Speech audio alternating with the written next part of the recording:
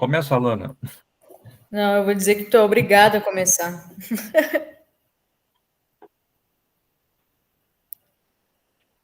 Eu acho que tem alguns tópicos desse capítulo que eu até grifei, né? Porque no nosso contexto chama a atenção e que mostra a datação do texto.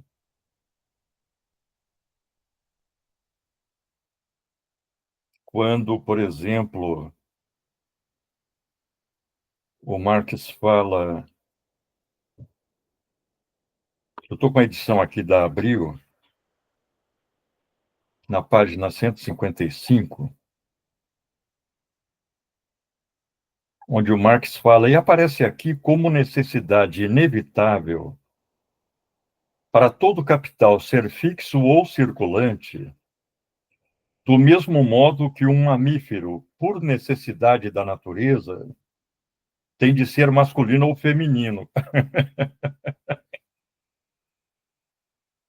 Então, claro, você tem aí essa lógica binária que as lutas sociais foram rompendo, né?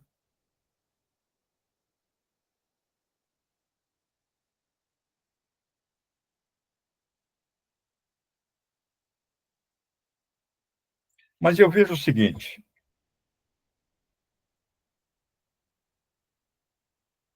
o Marx está demarcando o terreno em relação à obra do Adam Smith e também em relação à obra dos fisiocratas, particularmente do Quesnay. Ele sempre elogia muito o modelo do Quesnay e considera que, em determinados aspectos, o Adam Smith representa um retrocesso em relação ao modelo do Quesnay, o tableau économique.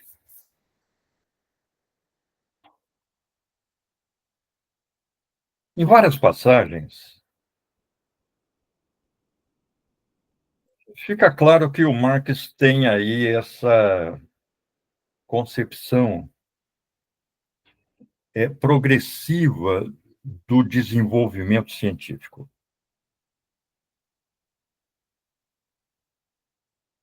Então, ele fica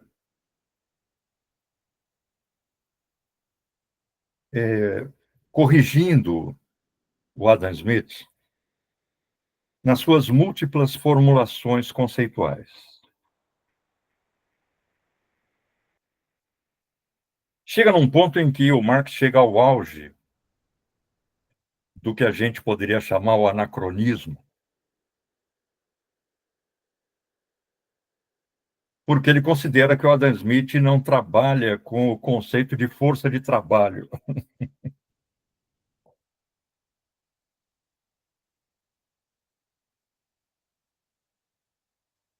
Sim, o conceito de força de trabalho é desenvolvido pelo próprio Marx. O Adam Smith, eu estou dando uma relida na Riqueza das Nações, ele não fala em pagamento da força de trabalho, remuneração da força de trabalho, compra e venda da força de trabalho. Ele fala em remuneração do trabalho. Aliás, essa é a grande crítica diferenciadora do modelo desenvolvido pelo Marx em relação ao modelo do Adam Smith. Eu acho que esse é um dos pontos que caracterizam a revolução teórica do Marx.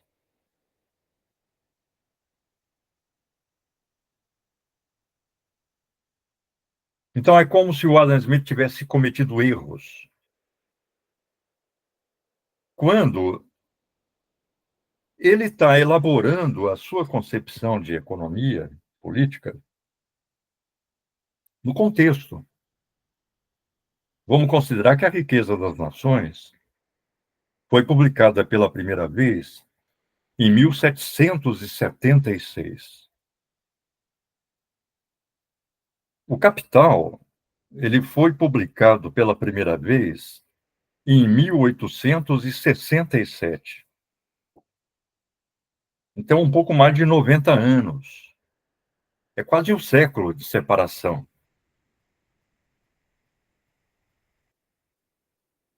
E de desdobramento do debate, de sucessivas elaborações teóricas.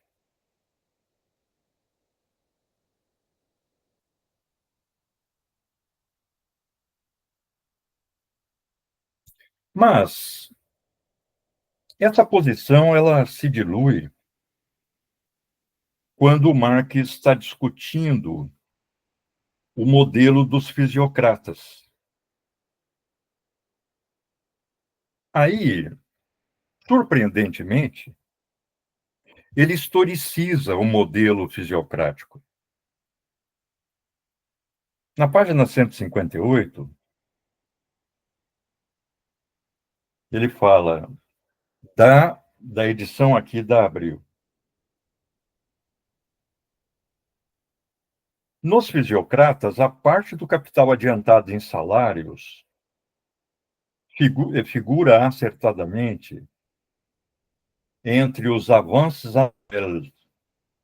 os adiantamentos anuais, em oposição aos adiantamentos primitivos. Por outro lado, aparece neles como componente do capital produtivo empregado pelo arrendatário, não a própria força de trabalho, mas os meios de subsistência dados aos trabalhadores agrícolas. Aí ele põe em inglês, the maintenance of the workmen, conforme diz Smith. Aí ele fala, isso decorre exatamente de sua doutrina específica. Então, ele está considerando que a formulação do Quesner, ele não fala do Quesner, ele está falando dos fisiocratas, decorre da especificidade da doutrina.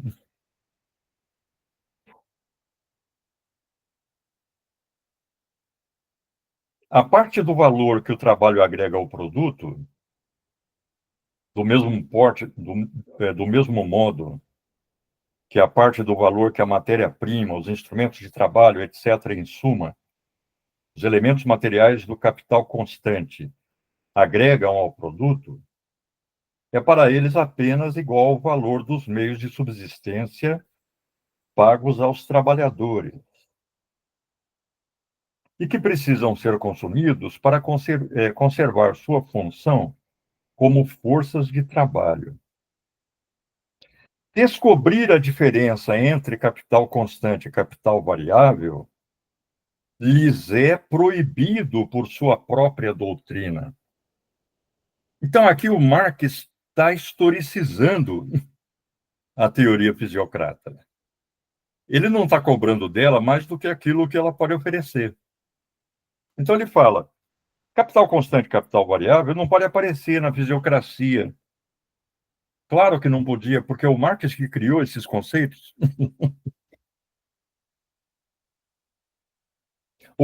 ou conceitos equivalentes. Então, nesse trecho, ele me parece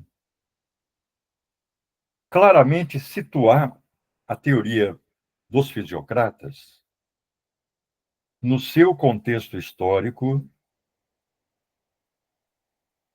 e deduz dessa teoria apenas aquilo que ela pode oferecer.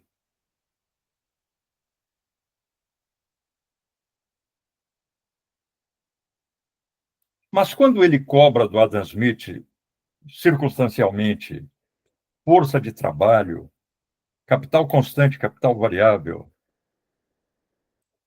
os conceitos que ele, Marx, utiliza de capital fixo e capital circulante, me parece que ele cai nesse anacronismo de querer do Adam Smith algo que, como os fisiocratas, a teoria do Adam Smith não podia oferecer.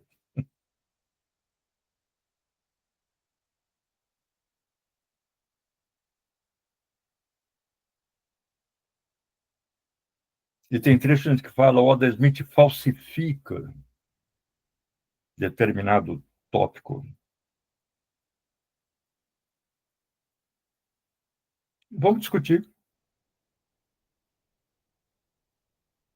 Claro, sem que ele perca o enorme respeito pela obra do Adam Smith. Ele diferencia um Adam Smith esotérico, que ele chama de científico, de um Adam Smith que ele chama de exotérico, que faz concessões ao senso comum.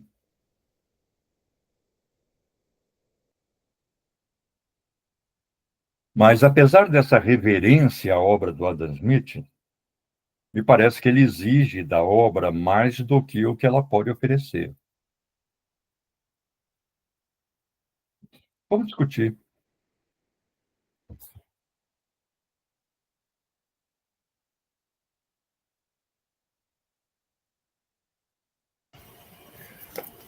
Pensando.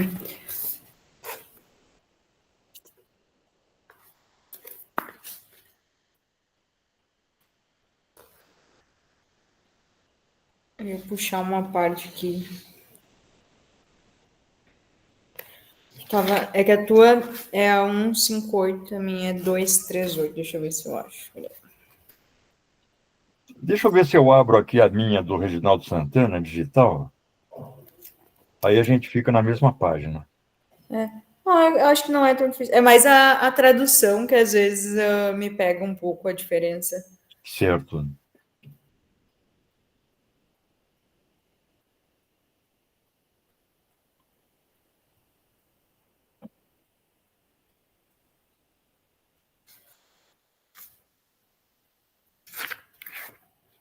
O que eu queria entender mais, assim, é do intuito dele, assim, em puxar o Adam Smith aqui.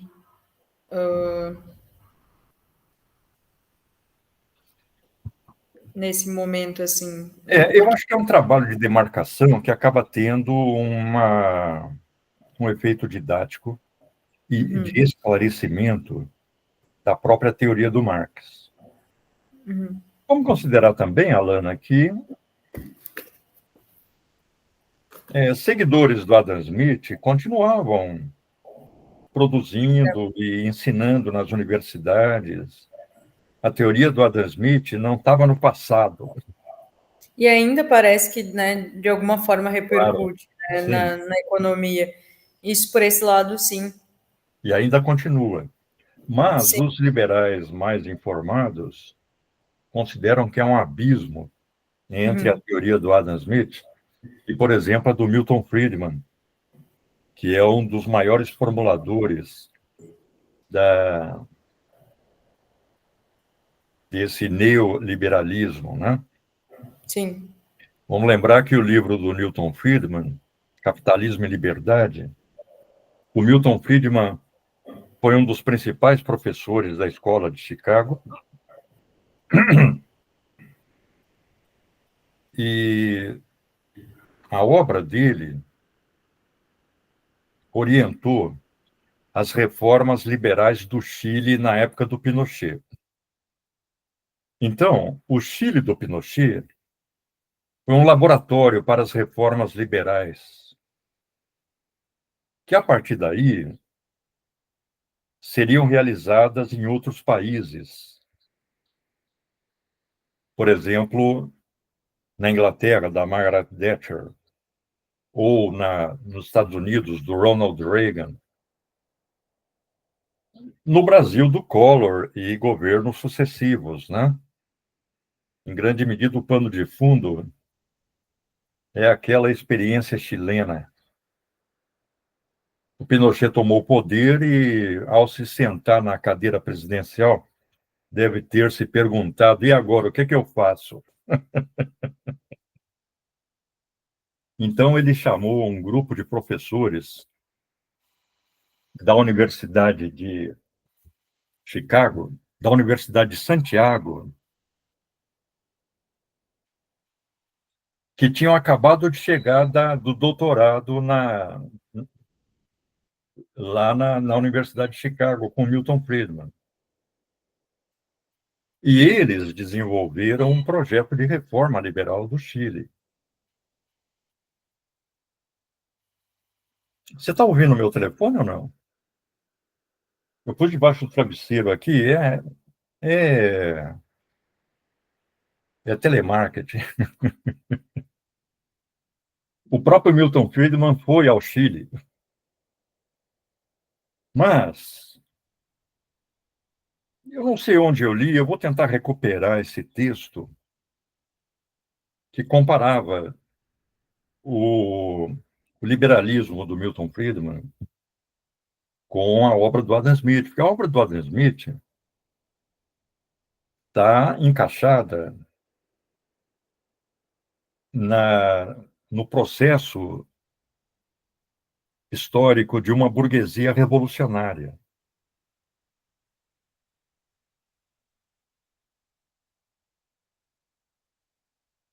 Então, é interessante a gente ler o Riqueza das Nações, porque o Adam Smith ele mantém um certo distanciamento em relação aos interesses corporativos ou de classe, ainda que a concepção dele seja uma concepção de classe.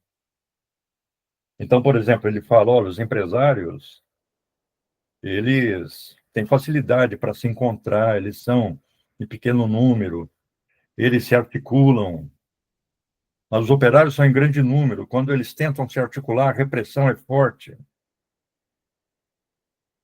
Quando os empresários levantam suas reivindicações, o parlamento imediatamente apoia. Quando os operários fazem suas reivindicações, é aquele barulho na sociedade. Então, ele desenvolve a análise realmente se esforçando, me parece, em apresentar uma resposta teórica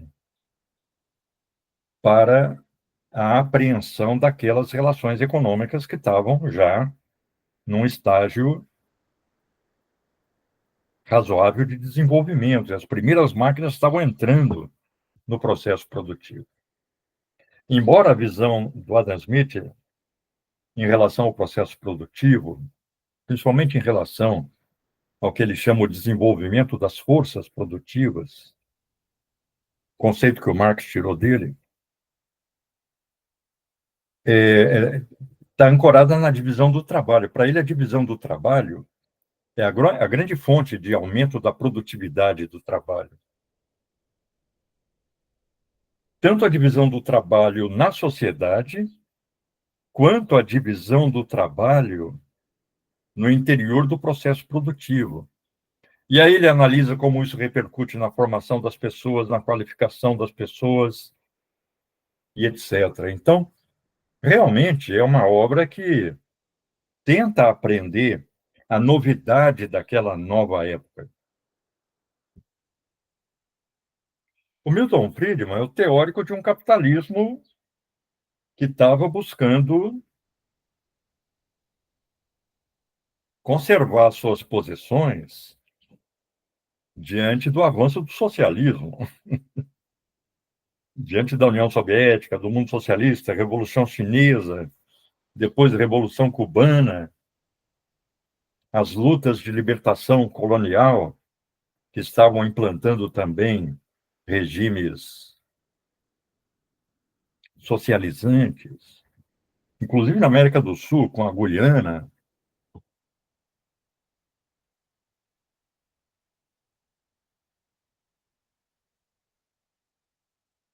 Então, não tem aquela riqueza teórica que apresenta a obra do Adam Smith.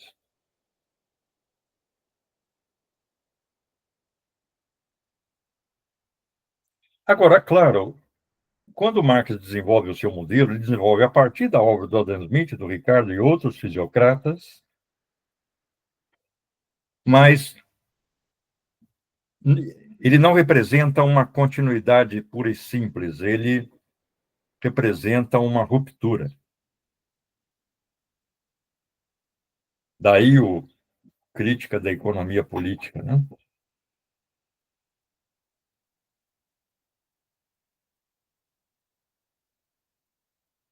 Nós já discutimos isso outras vezes, mas quando a gente confronta o Capital com essas obras anteriores, a gente viu uma revolução teórica.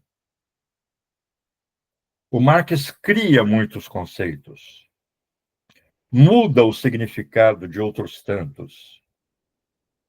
Então não tem muito sentido ele ficar cobrando do Adam Smith conceitos que ele criou.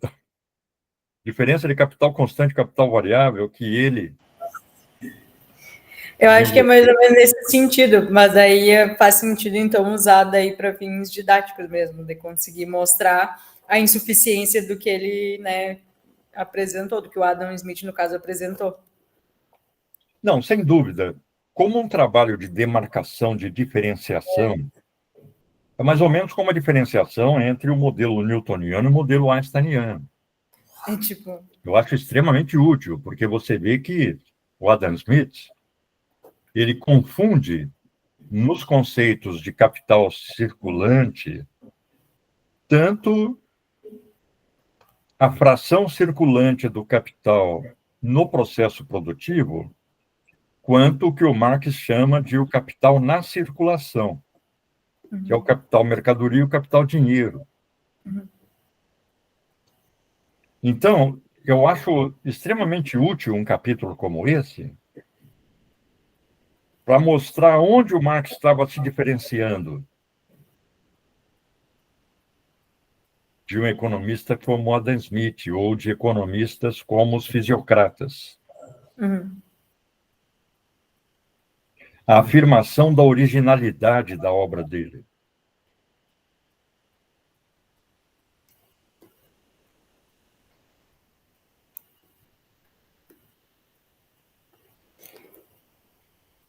E você vê que, mesmo criticando Adam Smith, ele enfatiza, desenvolve, esclarece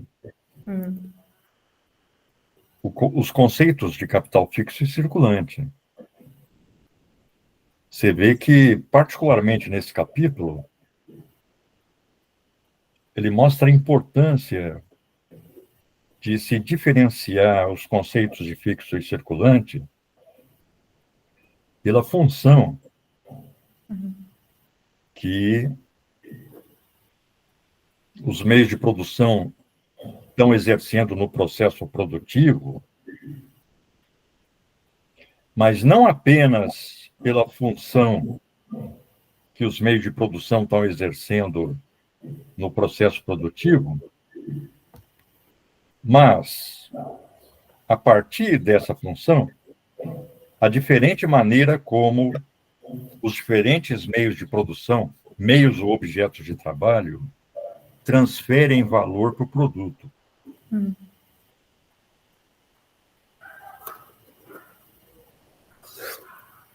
Você vê que a Rosa, ela usa os recursos do livro 2 do Marx para mostrar que o Adam Smith perde de vista, na sua teoria do valor, a figura do capital constante. Para o Adam Smith, embora tenha formulações claras no Riqueza das Nações, que formulam o valor como o resultado do trabalho humano, ele acaba subordinando esse conceito de valor à divisão do produto social que ocorre na sociedade capitalista. Ele fala, o valor produzido se diferencia em pagamento do trabalho, do lucro e da renda da terra.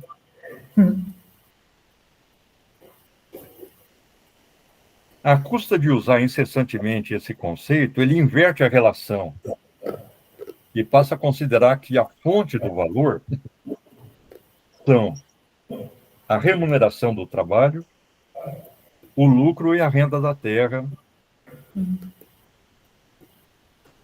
E aí o Marx cai em cima, né? E a Rosa incorpora a crítica para mostrar. E aí eu acho importante isso na obra dela, que isso impede o Adam Smith e o Ricardo de desenvolverem um modelo de reprodução global do capital. O Marx, inclusive, desenvolve aqui no livro 2 dois conceitos que são importantes quanto a isso. Ele desenvolve o conceito de valor produzido e de valor do produto. Então, o valor do produto é a soma de capital constante, capital variável, mais valia. Valor produzido é só capital variável e mais valia.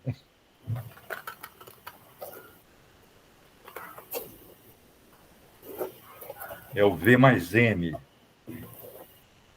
Ao montar a estrutura do valor como remuneração do trabalho, lucro e renda da terra, o Adam Smith se restringe ao V mais M.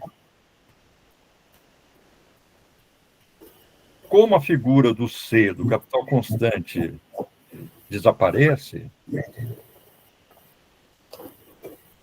fica difícil montar um modelo de reprodução do capital em escala social.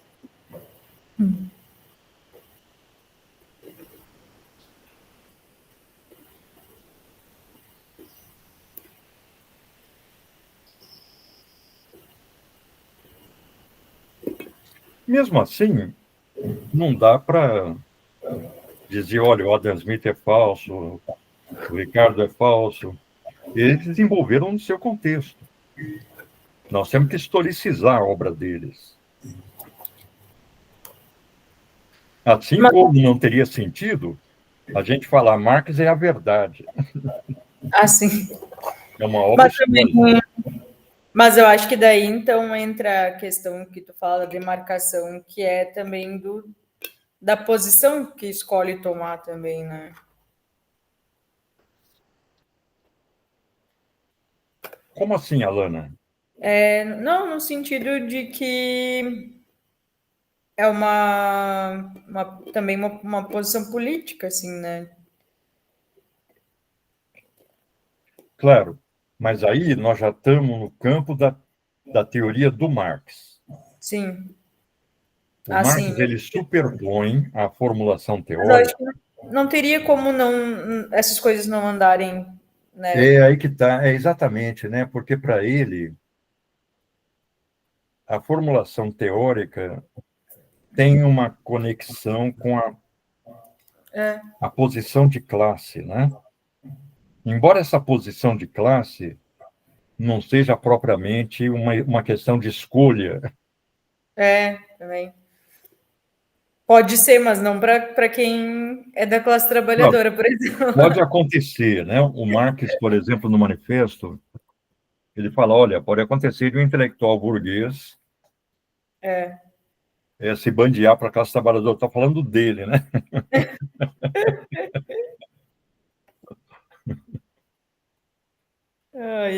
Mas, em grande medida, a posição de classe determina a visão da pessoa, como aquela história das rãs no fundo do poço. Elas olham para o alto e vê o mundo que é limitado pela abertura do poço.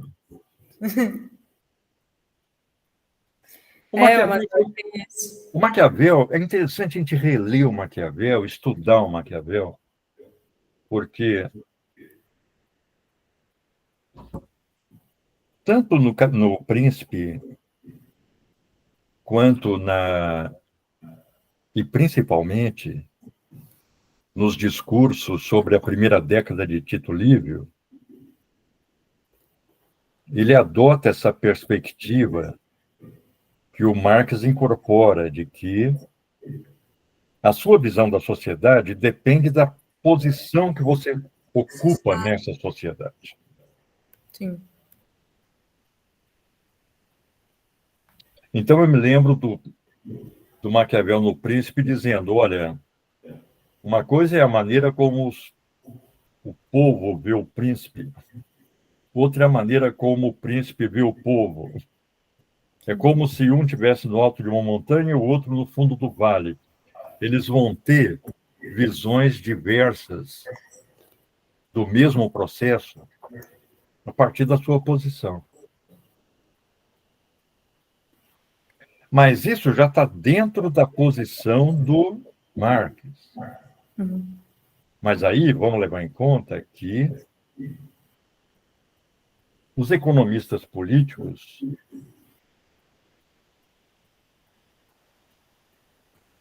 inserem no contexto teórico e político a figura da classe social. Você vê as teorias políticas anteriores a Adam Smith,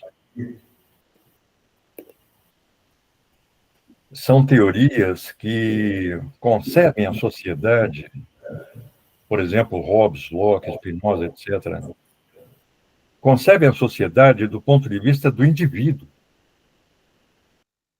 O indivíduo indeterminado, o indivíduo portador exclusivamente da sua natureza humana, que é idêntica em todos.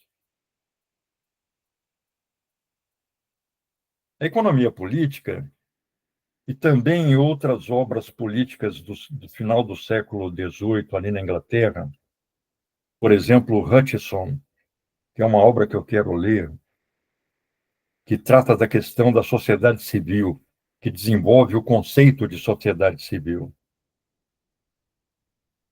Vão inserir no argumento político a questão da classe social, que é incorporada pelo Rousseau, por exemplo.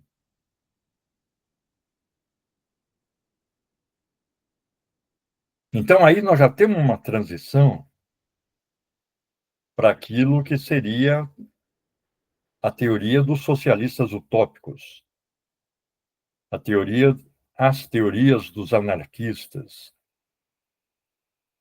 do Marx e dos marxistas. Então aparece aí a classe como sujeito histórico, como um processo histórico que se constitui a partir das relações econômicas e que determina, em grande medida, aquilo que o indivíduo vai ser.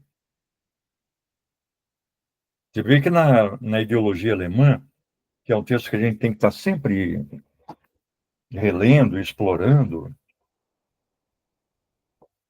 quando Marx faz ali, diga-se de passagem, algumas inteligentes observações sobre a constituição das classes,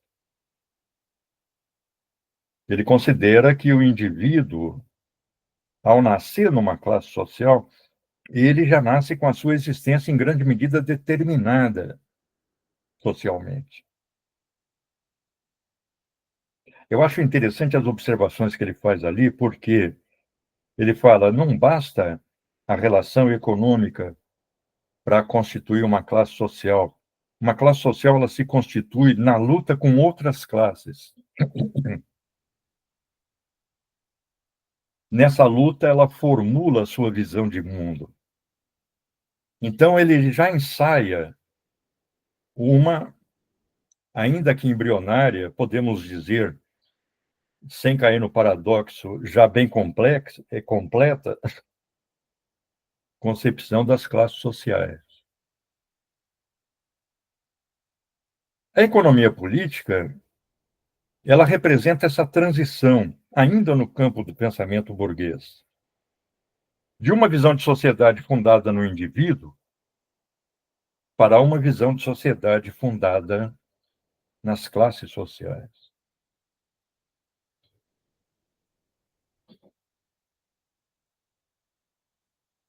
Você vê que o Hegel, que era um leitor de Adam Smith,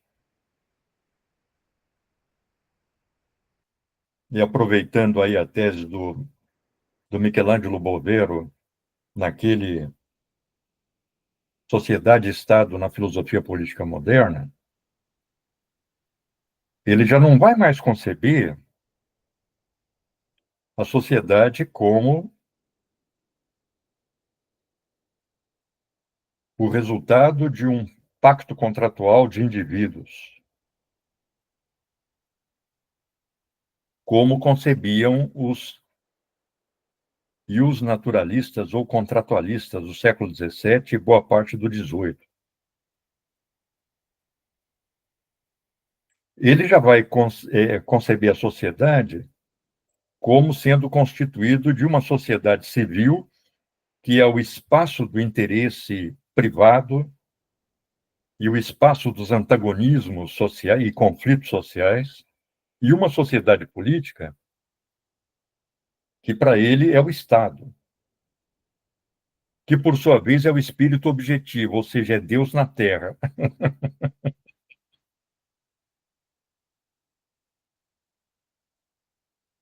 Mas ele já incorpora essa noção de sociedade civil desenvolvida na Inglaterra.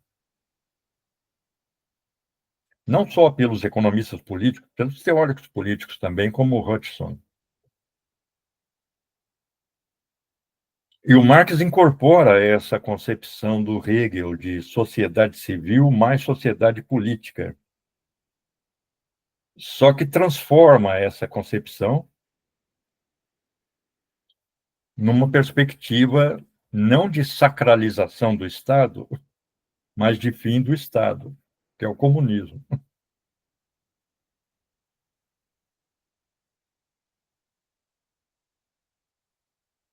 Você está arrancando os cabelinhos desse bicho esquisito aí, Alana?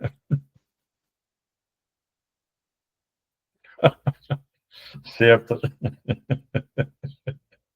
É que eu puxo os cabelinhos dele para não puxar os meus. Certo.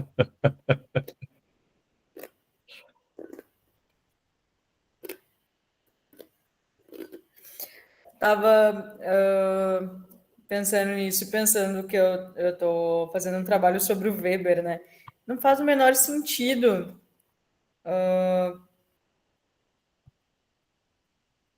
tá pensando, né? Tipo assim, pela lógica dele, assim, né? Tipo,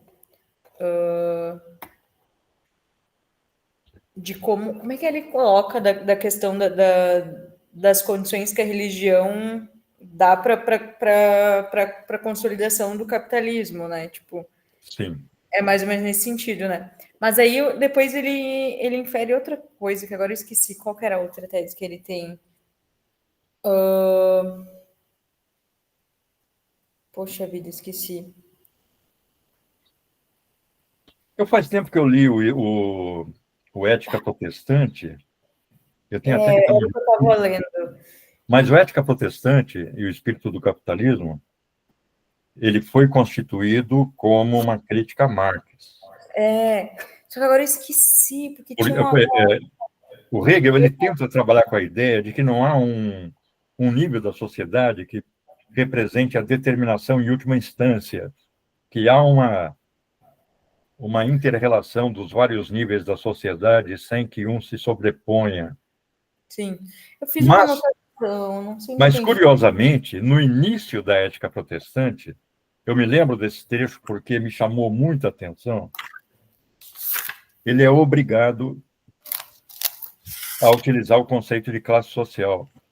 Pois é. É que eu fiz uma anotação, uma observação, um negócio que eu li, que era ele se contradizendo, dele falando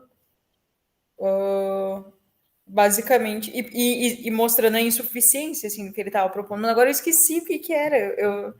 Eu coloquei isso anotado em algum lugar, não sei aonde. Claro, ele vai tentar argumentar que a ética protestante foi o grande impulsionador do desenvolvimento capitalista. Sim, que é tipo graças né, às características e valores, né?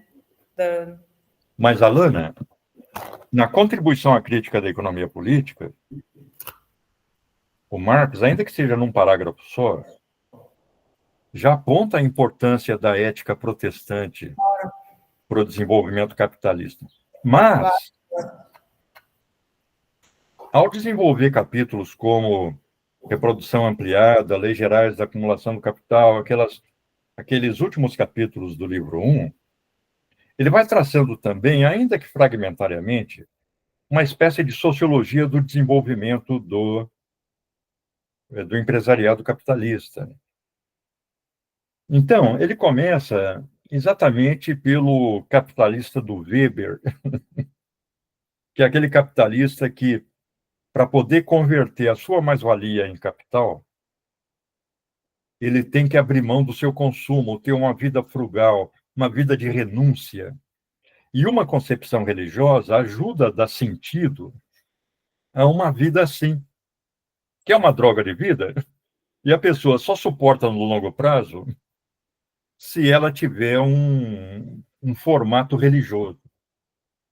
Mas, o Marx diz, na medida em que o capital se reproduz ampliadamente, a fração da mais-valia que ele pode usar no seu fundo de consumo, ainda que relativamente seja cada vez menor, em termos absolutos é cada vez maior.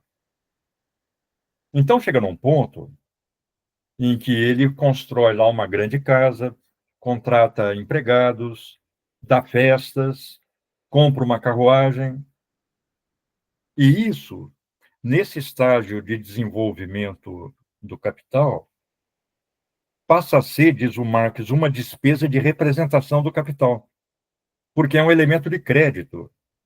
Ele está mostrando para todo mundo que ele tem dinheiro.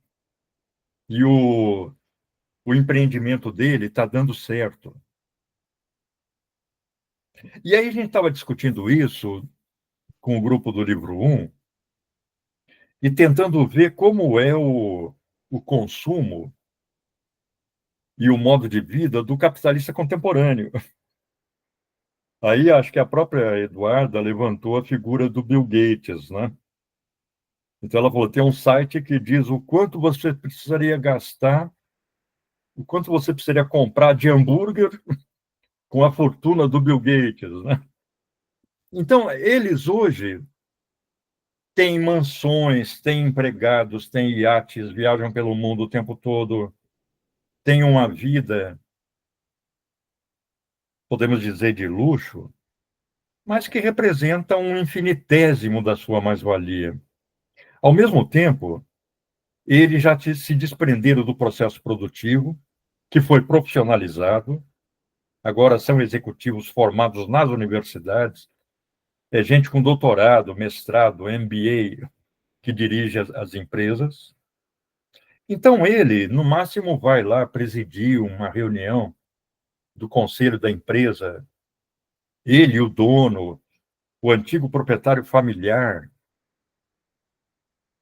Ou seja, aquilo que o Marx chamava de despesa de representação já se tornou desnecessário para ele, não precisa mais disso. A gente vê o empresário ascendente no Brasil, comprando carrão, aparecendo em festa, querendo sair em coluna social. Ele precisa dessa despesa de representação. Mas um Bill Gates, um Jeff Bezos, estão se lixando. Eles não querem mais festa, eles querem se isolar. Eles não querem mais ficar ultra conhecidos, eles querem passar por pessoas desconhecidas. Então, o desenvolvimento da acumulação do capital vai alterando o modo de vida, a cultura. Você vê lá no livro 1, quando o Marx está falando desse empresário primordial, ele usa até figuras dramáticas, né? É uma alma na qual há um antagonismo, ou duas almas se digladiando no mesmo corpo, uma buscando a acumulação e outra buscando o prazer.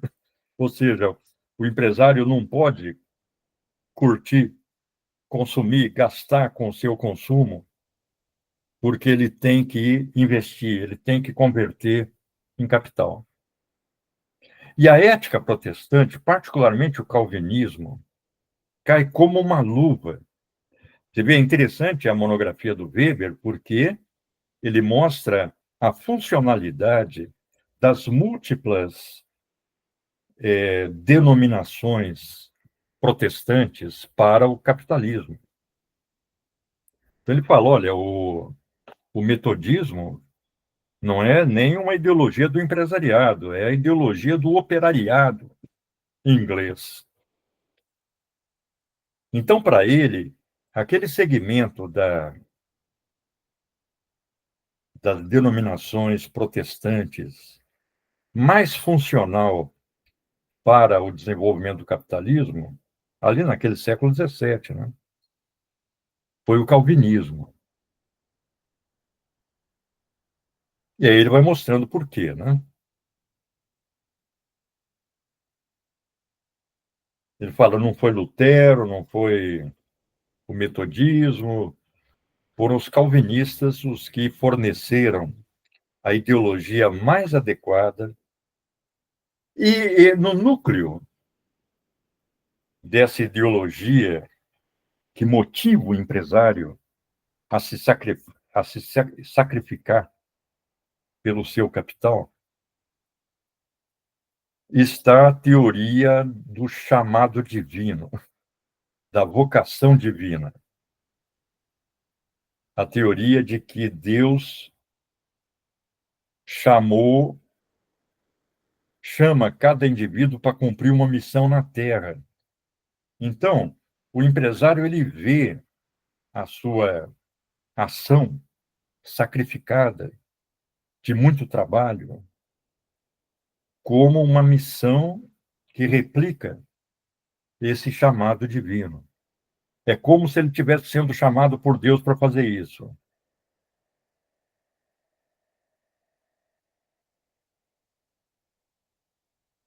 Aliás, eu vi aqui em Santa Maria, descendo a Duque de Caxias, a igreja do chamado divino. Deve estar formando o empresariado local, né? O empreendedorismo local. Pelo amor de Deus. Eu até mostrei para a Bela, estava descendo para ir lá comprar verdura lá naquela feira do produtor. Eu falei, aqui, ó, a reforma protestante aí. Medo. É interessante, por exemplo, como isso repercutia na época, né? Aquele Didática Magna do Comênios, que é um livro muito importante, né, para a história da escola, ele fala, olha, se uma criança não gosta de matemática, mas gosta de história, não fique tentando enfiar matemática na criança, deixe ela estudar história. Porque se isso está ocorrendo, é porque Deus a está chamando para estudar história. Então tá bom. Então ele via as diferentes propensões individuais como expressões desse chamado divino. Aconteceu comigo daí, ó. Me lasquei. E a crítica do Ivan Illich naquele Sociedade Sem Escola era exatamente isso. Ele falou, a escola é insuportável porque você gosta de história e arte, mas tem que engolir química, matemática, física.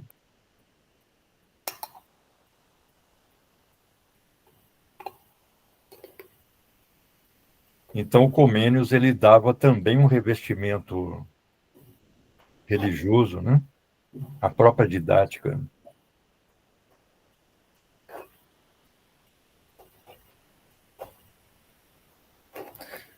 Eu, quando chego na universidade na quarta-feira, eu chego 6:30 da manhã, aí está o pessoal ali parado na porta porque não abriu ainda o prédio 16.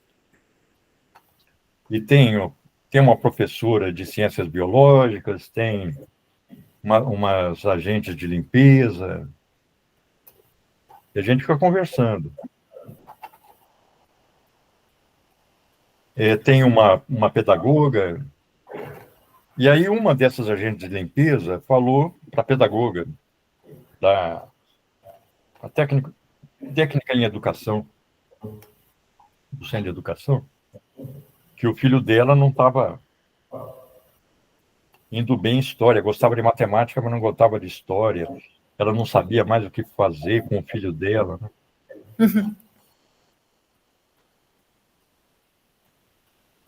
Aí quase que eu Me passou pela cabeça o Comênios, né? Quase que eu falei para ela, o problema não é o seu filho, o problema é a escola. Eu acho que também tem mais a ver com, né, o sentido que tu dá para essas coisas, né? Porque estudar certas coisas em história, tu dá um sentido que é estudar determinada fórmula por ela mesma, sem dar nenhum Claro, contexto. claro, claro. Acho que aí realmente não faz o menor sentido.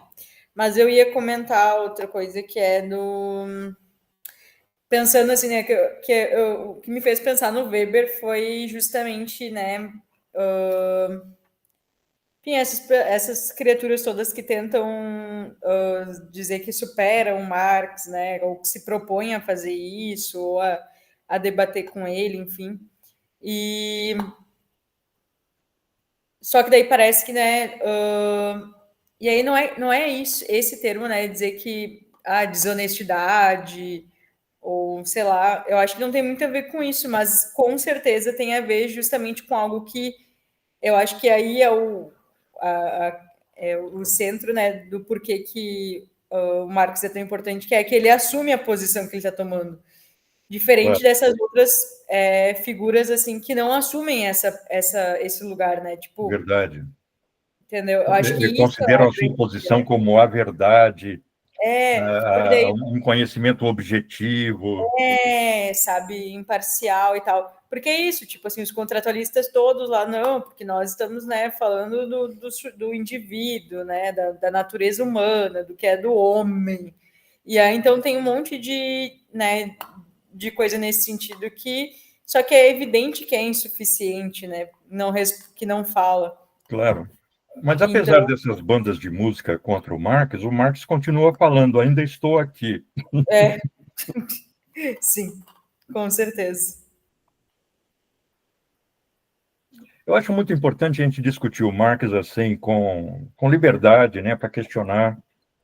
Mas quanto Sim, mais a gente cavuca a obra dele e exercita a irreverência e coisas do gênero, tanto mais a gente percebe a importância que a obra dele tem para o mundo contemporâneo, né? sim. Tanto que todo mundo o cerca e ataca. Se ele fosse um cão morto, como ele chegava Não, a expressão, realmente, ninguém nem tomaria conhecimento. sim. Com certeza não estaria aqui usando tanto do meu tempo para tentar entender. É como, né, tem um capítulo final do, do Capitão, ele malha o Jeremy Bentham, o utilitarista, né? Ele acha que o Bentham é o suprassumo da imbecilidade burguesa, né? E ele fala, o Bentham é no campo da filosofia o que o Martin Tupper é no campo da poesia. Aí eu fui procurar esse Martin Tupper, um cara que fez um enorme sucesso, era lido pela Rainha Vitória, É? mas ele era um Paulo Coelho. Ai, Ele era lido porque ele era um Paulo Coelho. Eu até ai, meu Deus. brinquei, né? Falei, Martin Tupper era o Paulo Coelho lá do século XIX.